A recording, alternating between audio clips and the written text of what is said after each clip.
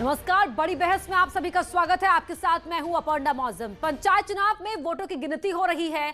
Corona के साए में ही वोट डाले गए और कोरोना के खतरे के बीच ही काउंटिंग भी हो रही है। लेकिन कई लोग ऐसे हैं जिन्हें ना तो नियमों की परवाह है और ना ही किसी का डर है। काउंटिंग सेंटर्स के बाहर उमड़ी लोगों की भीड़ तमाम इंतजामों की भी पोल खुलती नजर आई और लोगों ने यह साबित कर दिया कि चाहे कोरोना हो या कुछ और, उन्हें तो बस अपने मन की ही करनी है। कई जगह तो हालात इस कदर बिगड़ गए कि पुलिस को लाठीचार्ज तक करना पड़ा। अब सवाल यह है कि जब पूरा देश कोविड से जूझ रहा है और संक्रमण की रफ्तार रोकने के लिए तमाम तरह के उपाय किए जा रहे हैं, तो फिर इतनी लापरवाही क्यों? कुल मिलाकर पंचायत चुनाव के नतीजों में तमाम नियम कायदे हवा में उड़ते नजर आए। ना तो प्रोटोकॉल दिखा और ना ही सोशल डिस्टेंसिंग। आज बड़ी बहस पर चर्चा इसी पर करेंगे कि आखिर जिम्मेदार कौन है और कोविड के खिलाफ इन हालातों में जंग कैसे जीतेंगे। ये रिपोर्ट देखिए। ये हम अब आपको अंतिम बार बता रहे हैं, यहाँ आप खड़े नहीं हैं। काउंटिंग से कोविड प्रोटोकॉल गायब।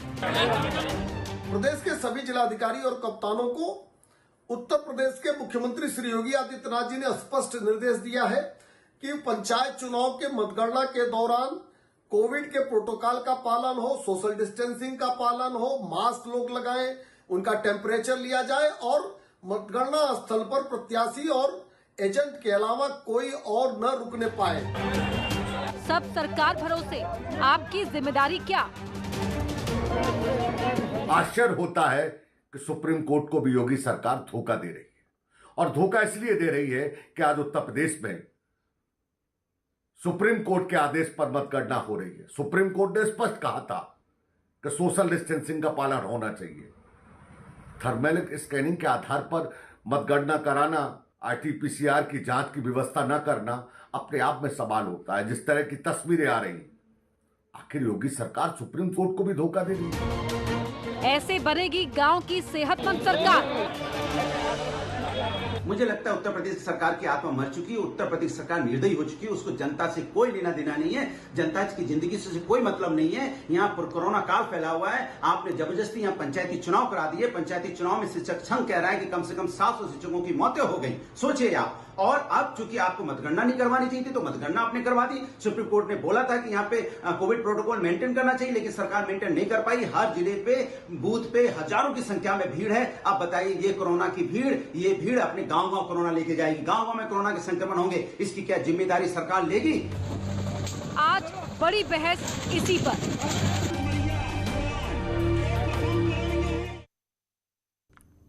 हमारे साथ खास मेहमान जुड़ चुके हैं। बीजेपी के प्रवक्ता हैं हरीश श्रीवास्तव जी जुड़ चुके हैं हमारे साथ, और साथ ही समाजवादी पार्टी के समर्थक हैं प्रोफेसर धर्मेंद्र यादव जी, वो भी हमारे साथ जुड़ चुके हैं। कुछ और मेहमान भी जुड़ेंगे, लेकिन पहले हरीश श्रीवास्तव जी, आपका रुख मैं करना चाहूंगी। ऐसे अगर जीत मिल भी गई तो क्या करना है इस जीत का? अपर्णा जी, देखिए, कोविड को लेकर के गांव देहात कहीं कोई ऐसा व्यक्ति नहीं है जो इसकी भयावहता से परिचित न हो और जिसको इसका अनुशासन न मालूम हो। लेकिन क्या हमारी नागरिक कोई जिम्मेदारी नहीं है? क्या हम अपने को, अपने परिवार को, समाज को, सबको खतरे में डालना चाहते हैं? शासन प्रशासन की जिम्मेदारी निश्चित रूप से है। माननीय मुख्यमंत्री जी ने लगातार इसके लिए अधिकारियों को आगाह किया। लेकिन मैं एक सवाल आपके चैनल के माध्यम से पूछना चाहता हूं लोगों से कि क्या लोग डंडे से ही कानून को, कोविड अनुशासन का पालन करेंगे? हम अपनी जिम्मेदारी से बिल्कुल जिम्मेदारी को नहीं समझेंगे।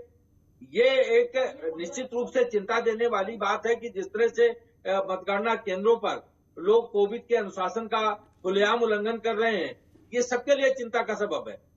लेकिन मुझे बहुत आश्चर्य होता है कि ये जो हम लोग अपने नागरिक दायित्व को अगर भूल रहे हैं और पुलिस या स्थानीय प्रशासन अगर दंडात्मक कार्रवाई करता है तो उसको लेकर के भी तमाम सवाल खड़े होते हैं, तब उसको लेकर के भी सभी लोग सवाल खड़े करते हैं।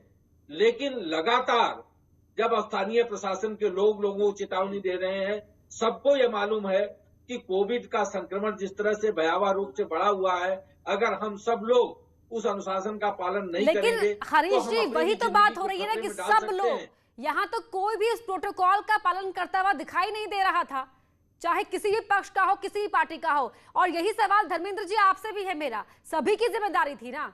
अनुराग भदौरिया तो खूब आरोप लगा रहे कि यहां से ये लोग कोविड लेकर जाएंगे, स्प्रेडर बन जाएंगे, लेकिन उसमें एसपी के समर्थक नहीं थे, ऐसा नहीं कह सकते हैं हम। सभी पार्टियों के समर्थक थे, सभी उम्मीदवारों के समर्थक थे वहां पर। बिल्कुल मैडम, मैं आपको बता रहा हूं कि अगर प्रशासन पूरी तरह से मुस्तैद रहता, 2 ही लोगों की एंट्री होती तो एक्स्ट्रा लोग क्यों आ गए, मुझे आप बताइए। अगर आपके कैंडिडेट और उसका एक जो रिप्रेजेंटेटिव है, 2 ही लोगों की एंट्री थी तो इससे एक्स्ट्रा लोग क्यों आए। अगर प्रशासन बैरिकेड लगा के रखता, प्रशासन जांच पड़ताल करता तो लोग नहीं आ पाते। लेकिन अगर आप RT-PCR की जांच नहीं करा पाओगे, पूरी स्थिति कंट्रोल से बाहर चली जाएगी तो ऑटोमेटिकली भीड़ आ जाएगी। तो प्रशासन पूरी तरह से फेल हुआ, पहले प्रशासन को इसकी जिम्मेदारी लेनी चाहिए। दूसरी बात, इन्होंने सुप्रीम कोर्ट को जो आश्वासन दिया कि हम पूरे कोविड नियमों का पालन करते हुए काउंटिंग करा लेंगे। अरे मैं सुप्रीम कोर्ट से भी एक सवाल पूछना चाहता हूं कि आज तक मैंने न्याय और अन्याय सबूतों के आधार पर सुनाते हुए सुना था, पहली बार ऐसा मैंने सुना कि आश्वासन के आधार पर हमारे देश की सर्वोच्च न्यायालय ने कह दिया कि ठीक है, आप जाइए और जनता की जिंदगी को मौत के मुंह में ढकेल दीजिए। तो ये एक आत्म अवलोकन का विषय है। अगर आप तो ऐसा आदेश नहीं ही देगी करोगे ना, तो ये देश और प्रदेश जिस हिसाब से झुलस रहा है। मैडम, कोर्ट इम्प्लीमेंट शासन करवाएगा, पहली बात। दूसरी बात, अगर ठीक है, आपकी बात कंप्लीट हो गई। राजेश जी से मैं सवाल पूछ रही हूँ, पूर्व IPS हमारे साथ जुड़े हुए हैं राजेश राय जी, उनसे मैं जानना चाह रही हूँ। सर, तस्वीरें आपने भी देखी होंगी आज की, किस तरीके से हर तरफ भगदड़ मची हुई थी। गैर जरूरी लोग, जो अनावश्यक भीड़ थी वो इकट्ठा थी, पुलिस कर्मियों को लाठीचार्ज करना पड़ गया।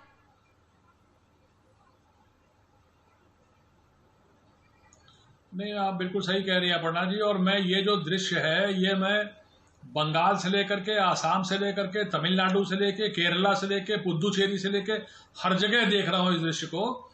चुनाव हुआ है तो मतगणना होगी, और मतगणना उसका जो है वो है, उसका ये सरकार का, ये प्रशासन का ये सिस्टम है कि वो व्यवस्था करें, भीड़ ना आने पाए। ये सबसे बड़ी व्यवस्था मतगणना में ये जरूरी होती है कि जो मतगणना स्थल है उसको चारों तरफ से घेर करके, वहां पर जिनको आना है, एक आदमी आने वो आएंगे, वो सोशल डिस्टेंसिंग बना के कुर्सियां दूर रख करके, उनके माथे पर जो है वो क्या कहते हैं, थर्मामीटर से देख करके, उनका मास्क लगाकर, ये सारी चीजें मतगणना के अंदर तो इंश्योर की जा सकती हैं। लेकिन पूरा गांव इकट्ठा हो जाए बाहर, पॉलिटेक्निक के बाहर, या जो मतगणना स्थल है उसके अंदर, ये जो अभी आदरणीय हरीश श्रीवास्तव जी कह रहे थे, हमारी भी तो कुछ जिम्मेदारी है कि सरकार ही हमको बचाएगी कि नहीं, आपको कोरोना न होने पाए। हम आपको इसलिए आप एक एक आदमी के सामने 2-2 सिपाही डंडा लेकर लगा दे, जैसे ही वो निकले उसको 4 डंडे मारे। अपनी भी तो कुछ जिम्मेदारी है, हमारी जो जनता है उसकी भी तो जिम्मेदारी है ना। उसको नहीं मालूम है कि ये जो है सवाल सभी से, कि सभी की जिम्मेदारी है ना। हर बार लाठीचार्ज हो, यही नौबत क्यों आए? हर मोड़ पर सरकार नहीं खड़ी हो सकती है। लेकिन हमारे साथ यहाँ पर EC के पूर्व जॉइंट डायरेक्टर M अमीन साहब भी जुड़ रहे हैं। M अमीन साहब, ये बताइए कि जब सुप्रीम कोर्ट ने आदेश दे दिया कि कोविड प्रोटोकॉल का पालन हो, तो वो पालन हो ये कौन इंश्योर करेगा? सीधे तौर पर किसकी रिस्पॉन्सिबिलिटी बनती है? देखिए, जो भी चुनाव होता है, कल भी मैंने कहा था, उससे पहले भी मैंने बताया था कि जो भी चुनाव होता है उसमें सारी पार्टियों के नेताओं को बुलाकर डिस्कस करता है और उनसे आश्वासन लेता है जो चुनाव आयोग के नियम, कायदे, कानून हैं और उनके अधिकार क्षेत्र में जो भी आदेश दिए जाएंगे उसका ये लोग पालन करेंगे। ये सारे स्टार कैंपेनर हैं, ये जनता के रिप्रेजेंटेटिव हैं, जनता इनका कहना मानती है, इनके एजेंट्स, जनता और इनके लीडर्स, इनको ये चाहिए था कि अपने अपनी जनता को संभालते। हर दल की जिम्मेदारी है, और ये लोग सिर्फ इस बात से पल्ला झाड़ लेते हैं कि इसको शासन के ऊपर डाल दीजिए, प्रशासन के ऊपर डाल दीजिए, इलेक्शन कमीशन के ऊपर डाल दीजिए, न्यायालय के ऊपर डाल दीजिए। देखिए, ऐसे तो देखा जाए तो हर काम रुक जाएगा, बिल्कुल आदमी खा नहीं सकता, पी नहीं सकता, घर से बाहर नहीं निकल सकता। लॉकडाउन तो नहीं लगाया गया, लॉकडाउन की जगह काउंटिंग कराने के लिए न्यायालय ने कहा। अब न्यायालय को सीख देने लगे हैं। एक अभी यहाँ पर सज्जन पुरुष थे, लेकिन न्यायालय को सीख देने से नहीं चलेगा काम, बल्कि अपने ऊपर अमल करने से होगा, और अमल करके दिखाना होगा जनता के बीच में कि जनता आपके कब्जे में है। लेकिन आप क्या करेंगे? यहाँ गोली चलवाएं क्या इलेक्शन कमीशन या एडमिनिस्ट्रेशन? गोली चलवाएंगे तो फिर ये लोग उस पर नेतागिरी करेंगे, ये चीज अच्छी नहीं है। और जहां तक नियमों का पालन है, इनको नियम को पालन करना चाहिए। और आज हमारे अधिकारियों को चाहिए था, जो राज्य निर्वाचन आयोग के अधिकारी हैं, कि इनको डंडे लगाते, इन पार्टी वालों को भी और इन जनता को भी उठा के बंद कर देते। उसमें उन्होंने सख्ती नहीं की है, ढील डाली है। इसके लिए खुद उत्तरदायी होंगे हमारे अधिकारी। ऐसे बच नहीं सकते। और जनता को भी अपना समझना चाहिए कि उसका क्या अच्छा क्या बुरा है। अंधे कुएं में कूदना नहीं है। इस वक्त भयंकर है बीमारी, और देखिए आपको म्यूटेशन वही लगातार हम भी समझाने की कोशिश कर रहे हैं कि संक्रमण जो है वो बेहद गंभीर संकट है और ये संकट हर किसी के ऊपर मंडरा रहा है। ये पार्टी को नहीं देख रहा है, पक्ष को नहीं देख रहा है, नाम और बाकी चीजें नहीं देख रहा है, सबके ऊपर समान रूप से संकट बना हुआ है। कांग्रेस की प्रवक्ता हमारे साथ जुड़ रही हैं, शुचि विश्वास जी। शुचि जी, ये तस्वीरें आपने भी देखी होंगी, क्या ये हर किसी की जिम्मेदारी नहीं है? ये सेहतमंद समाज कैसे बनेगा कि अगर हर कोई पल्ला झाड़ देगा, पक्ष विपक्ष पर, विपक्ष पक्ष पर, कोई चुनाव आयोग पर, कोई पुलिस प्रशासन पर? नहीं जी, बिल्कुल आप सही कह रही है, मैं आपसे अक्षरशः सहमत हूँ जी। हम सब की ये नैतिक जिम्मेदारी है कि हिंदुस्तान स्वस्थ हो, लेकिन ये कहने में मुझे कोई संकोच नहीं है कि विगत 1 वर्ष से, जबकि इंटरनेशनल मॉनिटरी फंड ने, वर्ल्ड बैंक ने, एशियन डेवलपमेंट बैंक ने और पीएम केयर और सीएम केयर और तमाम वॉलंटियर ऑर्गेनाइजेशंस ने जो हजारों करोड़ रुपए बेड्स के वैक्सीन पर ना खर्चा कर आपदा प्रबंधन के स्थान पर सरकार ने चुनाव प्रबंधन को प्राथमिकता दी, और उसका नतीजा देश और प्रदेश के निवासी भुगत रहे हैं। जिस तरह के हालात हम लोग देख रहे हैं, we are feeling so helpless. ऐसा लगता है कि मतलब जान इतनी सस्ती हो गई है, हम लोग किसी की मदद करने में सक्षम नहीं है। और पुनः जिस तरह अब सारे देश हमारे सामने आ रहे हैं और सरकार अब आंकड़ों की बाजीगरी कर रही है, चीजों को छुपा रही है, और हम लोग प्रतिदिन देख रहे हैं सोशल मीडिया के माध्यम से, आप लोगों के प्रतिष्ठित चैनल्स के माध्यम से, कि लोग कितना निरीह हैं। मैं राजधानी की बात ना भी करूं, आप थोड़ा आगे बढ़िए, चाहे वो बुलंदशहर के वीडियो हो, चाहे वो आसपास के लखीमपुर खीरी, बिल्हौर का, आदमी बहुत विकट परिस्थितियों में है, भयावह स्थिति है, और ऐसी परिस्थितियों में भी सरकार का ये कहना कि समस्त सुविधाएं हैं, डॉक्टर्स हैं, ऑक्सीजन है, ये बहुत दुखद है। एटलीस्ट एक मतलब नागरिक के तौर पर, समाज के तौर पर, प्रदेश के निवासी के तौर पर इस समय किसी पॉलिटिकल पार्टी को जी, ठीक है हरीश श्रीवास्तव जी, आपकी सरकार ने सभी को निरीह कर दिया, आंकड़ों की काला जादूगरी कर रहे हैं आप। कांग्रेस की प्रवक्ता के आरोप सीधे आप पर, बीजेपी पर। देखिए अपर्णा जी, वैसे तो शुचि विश्वास जी बहुत वेल प्लेस्ड कांग्रेस की प्रवक्ता हैं और बहुत अध्ययनशील भी हैं।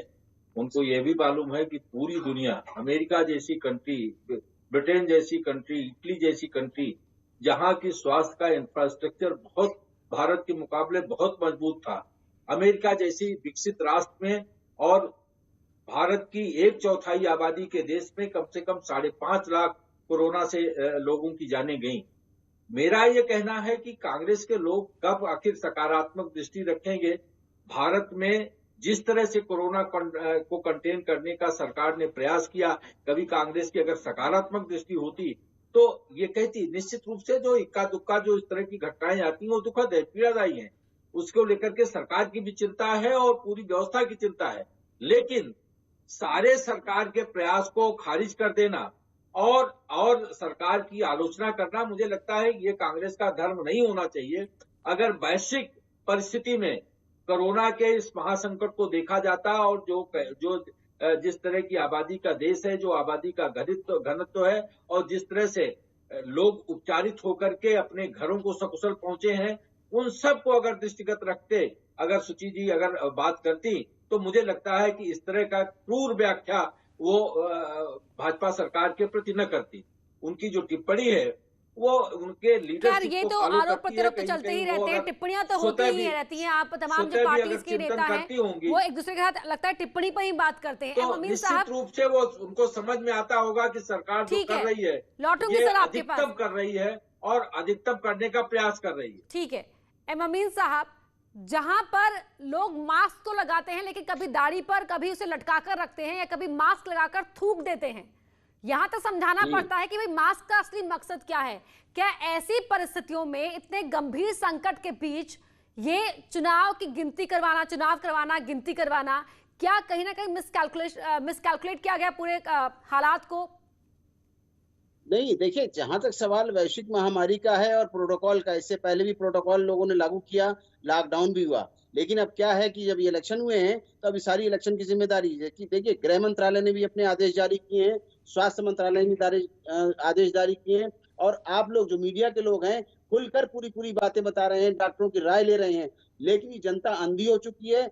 जनता इनकी सुनना नहीं चाहती किसी की, ना गृह मंत्रालय की, ना हमारे हेल्थ मिनिस्ट्री की, ना इलेक्शन कमीशन की। इसके लिए सारे पार्टी के लोग जिम्मेदार हैं, जो इन्होंने अपने बिल्कुल यही मेरा सवाल था, क्यों ना सीधे उन्हीं को गुनहगार ठहराया जाए जो तमाम राजनीतिक दल हैं, क्योंकि जब उनके एक इशारे पर जनता इकट्ठी हो जाती है, जब उनके भाषणों पर जनादेश मिल जाता है, तो फिर क्यों नहीं वो अपने समर्थकों से कहते हैं कि भाई गंभीर संकट है, प्रोटोकॉल का पालन करो, सिर्फ एजेंट ही बूथ तक पहुंचे, क्या जरूरत थी बाकी लोगों को यहाँ पे भीड़ लगने की। कुछ लोग बेरोजगार हैं अपर्णा जी, इसमें कुछ लोग बेरोजगार है, जिनके पास कोई रोजगार नहीं है, उनकी पार्टी पावर में नहीं है, तो इस तरह से उद्दंडता मचा के, बिल्कुल धर्मेंद्र यादव जी व्यवस्था फैला के गवर्नमेंट को बदनाम करना चाहते हैं। मेरा तो यही अंदेशा है और संवैधानिक संस्थानों को। धर्मेंद्र यादव जी क्या कहेंगे संदेश पर? यमीन साहब अभी कह रहे थे कि आदमी खाना नहीं रोक सकता, पीना नहीं रोक सकता। अब इनको ये जानकारी नहीं है कि कोरोना महामारी को खाने पीने से इन्होंने कंपैरिजन कर दिया।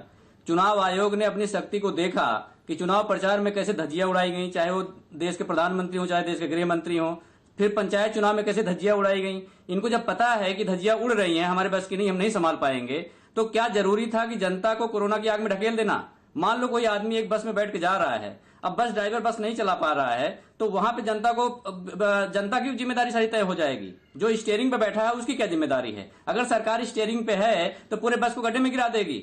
इस तरह से कह के आप मुंह नहीं मोड़ सकते हैं। अगर लोग मरेंगे तो जवाबदेही सरकार की हो जाएगी। दूसरी बात जो ये कह रहे हैं बीजेपी के प्रवक्ता, बार बार अमेरिका, इटली, फ्रांस, अरे पहले भूटान को देखो, नेपाल को देखो, बांग्लादेश को देखो, फिर पाकिस्तान को देखो।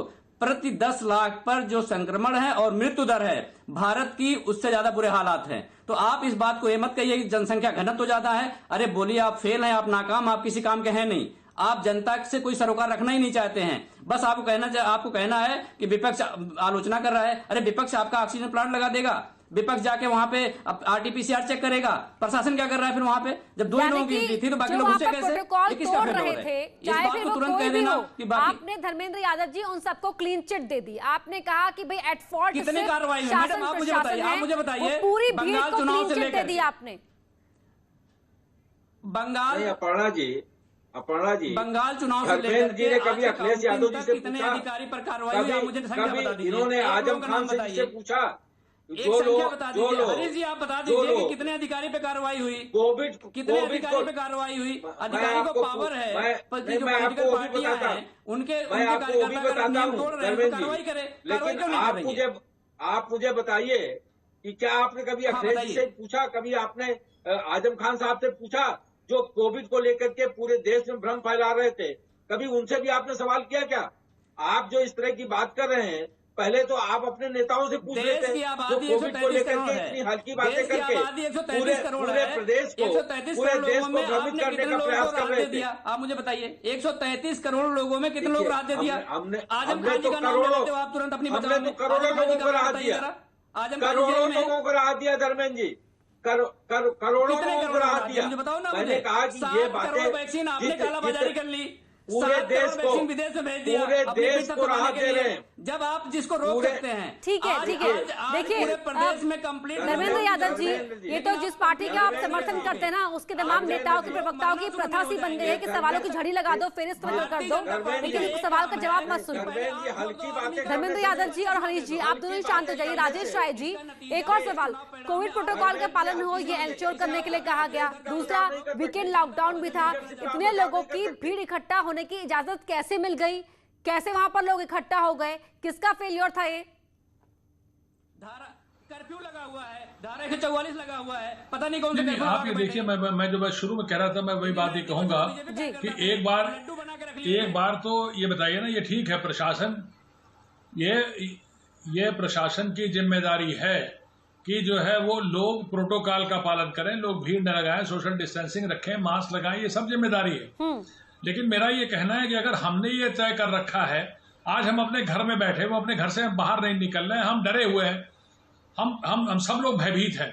जो भयभीत हैं वो सतर्क हैं, और जो बिल्कुल जिसे कहते हैं ना बेशरम है, बेलौस है, जिनको लगता है कि मौत से जिन्हें कोई डर ही नहीं है और वो मौत से कोई डर नहीं और जाकर के पुल पर से नीचे कूद रहे हैं, तो आप कहें साहब क्यों नहीं सबको कूदने से बचा रहे हैं? उनको तो मालूम है ना। और उसके बाद मैंने कहा कि जो सारी चीजें इंश्योर की जाती हैं, हमेशा हम लोगों ने मतगणना कराई है जी। मतगणना में जितना भी इंश्योर किया जाता है उस बाउंड्री के अंदर जितने लोग हैं वहां पे जो वो प्रोटोकॉल है वो पूरा इंश्योर हो रहा है। बाउंड्री के बाहर भीड़ इकट्ठा होती है, उसको भी दूर करने के लिए रहते हैं लोग, काफी दूर दूर तक उनको किए रहते हैं।